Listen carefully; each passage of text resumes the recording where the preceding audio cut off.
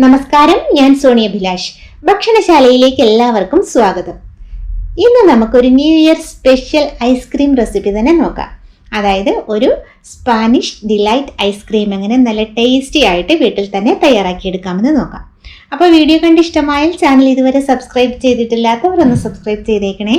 അതുപോലെ തന്നെ like, share, comment ഒന്നും ഇടാൻ മറക്കരുത് കേട്ടോ. അപ്പോൾ നമുക്ക് റെസിപ്പിയിലേക്ക് പോകാം.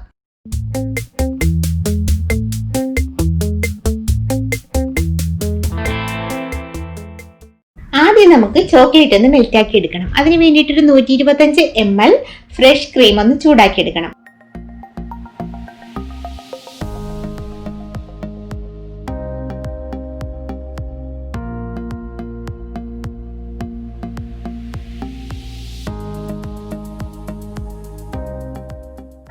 ഗ്രാം ഡാർക്ക് ചോക്ലേറ്റ്, അതിലേക്ക് 2 ടീസ്പൂൺ ബൂസ്റ്റ് കൂടെ ആഡ് ചെയ്യുന്നുണ്ട് കേട്ടോ.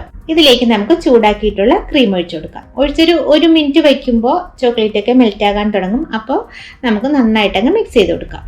നന്നായിട്ട് മിക്സ് ആക്കിയതിന് ശേഷം അടച്ച് ഫ്രിഡ്ജിലേക്ക് വെക്കാം. ക്രീമും കൂടി ചേർത്തതുകൊണ്ട് ചോക്ലേറ്റ് സെറ്റ് ആയി പോകത്തില്ല കേട്ടോ.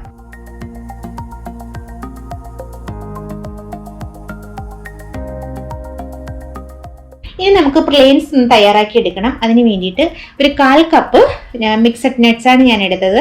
അതൊന്ന് ക്രഷ് ചെയ്തതിന് ശേഷം ചെറിയ തീയിൽ വെച്ച് നന്നായിട്ട് റോസ്റ്റ് ചെയ്തെടുക്കും. പിന്നെ ഒരു 1/4 കപ്പ് പഞ്ചസാര ഒന്ന് കാരമലൈസ് ചെയ്തെടുക്കണം.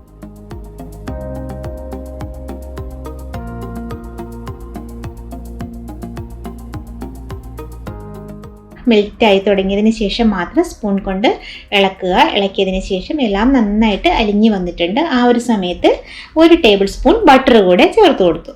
ബട്ടർ കൂടെ ചേർത്തിട്ട് ഇതെല്ലാം നന്നായിട്ട് അലിഞ്ഞു വരട്ടെ. ചെറിയ തീയിൽ വെക്കണം, പുക കയറി പോകാൻ പാടില്ല. എന്നാൽ നമുക്ക് ആ ഒരു ഐസ്ക്രീമിൻ്റെ ആയതുകൊണ്ട് പ്രത്യേകിച്ചും നട്ട്സ് റോസ്റ്റ് ചെയ്യുമ്പോഴും ഇത് ചെയ്യുമ്പോഴും കരിഞ്ഞു പോകാതെ ശ്രദ്ധിക്കണം കേട്ടോ. പ്ലേറ്റിൽ എണ്ണയോ ബട്ടറോ നന്നായിട്ട് പുരട്ടിയതിന് ശേഷം മാത്രം ഇത് തണുക്കാനായി സെറ്റ് ചെയ്യാനായിട്ട് വെക്കുക കേട്ടോ. അല്ലെങ്കിൽ നമുക്കിത് വിട്ട് കിട്ടാൻ പാടായിരിക്കും, പ്ലേറ്റിൽ നിന്ന് ഇളകി വരില്ല.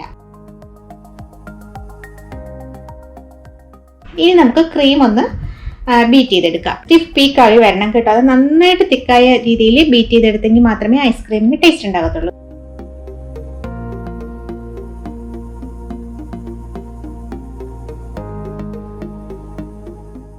ഇതിലേക്ക് ഞാനൊരു 1/2 കപ്പ് പഞ്ചസാര പൊടിച്ചത് കൂടെ ചേർക്കുന്നുണ്ട്.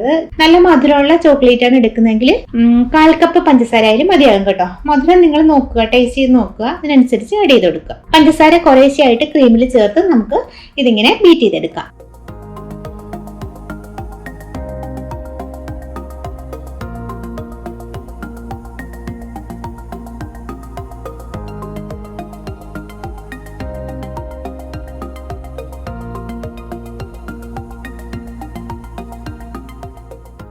പിന്നെ ഇതിലേക്ക് നമ്മൾ തണുക്കാനായി മാറ്റി വെച്ചിട്ടുണ്ടായിരുന്ന ചോക്ലേറ്റ് ഇല്ലേ, ചോക്ലേറ്റും ക്രീമും ഒക്കെ കൂടി ഉണ്ടായിരുന്ന മിക്സ്, അതിലേക്ക് നമുക്ക് ഈ ക്രീം കുറച്ച് ചേർത്തിട്ട് നന്നായിട്ട് ഇളക്കി ഈ ഒരു പാകം ആക്കിയതിന് ശേഷം, ഈ ഒരു കൺസിസ്റ്റൻസി ആക്കിയതിന് ശേഷം വേണം നമുക്ക് ക്രീമിലേക്ക് ചേർക്കാൻ.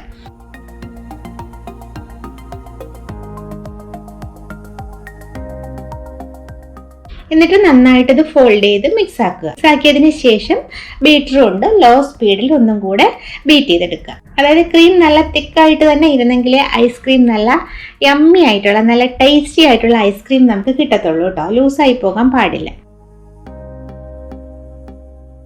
ലോ സ്പീഡിൽ നമുക്കിതൊന്നും കൂടെ ഒന്ന് ബീറ്റ് ചെയ്ത് കൊടുക്കാം.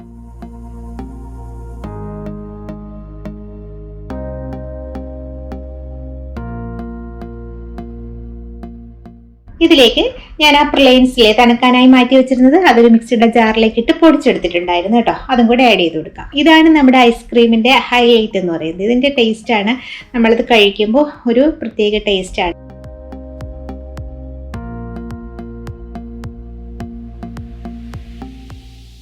ഇനി നമുക്കിതൊരു ട്രേയിലേക്ക് ഒഴിച്ച് സെറ്റ് ചെയ്യാനായിട്ട് മാറ്റി വെക്കാം. നല്ല എയർ ടൈറ്റ് ആയിട്ട് വേണം വെക്കാൻ. ഒട്ടും എയർ കടക്കാൻ പാടില്ല. എയർ കടന്നു കഴിഞ്ഞാൽ ഐസ് ക്രിസ്റ്റൽസ് ഫോം ചെയ്ത നമ്മുടെ ഐസ്ക്രീം ടെക്സ്ചറും ശരിയാകത്തില്ല, കഴിക്കാനും ടേസ്റ്റ് ഉണ്ടാവില്ല.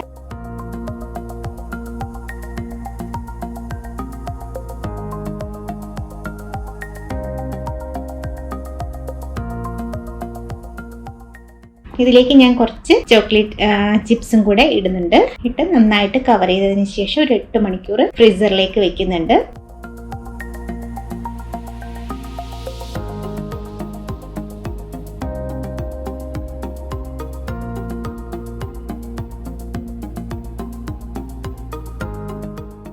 എട്ട് മണിക്കൂറിന് ശേഷം ഞാൻ എടുത്തിട്ടുണ്ട്. നല്ല യമ്മി ആയിട്ടുള്ള നമ്മുടെ സ്പാനിഷ് ഡിലൈറ്റ് ഐസ്ക്രീം റെഡിയായി വന്നിട്ടുണ്ട്.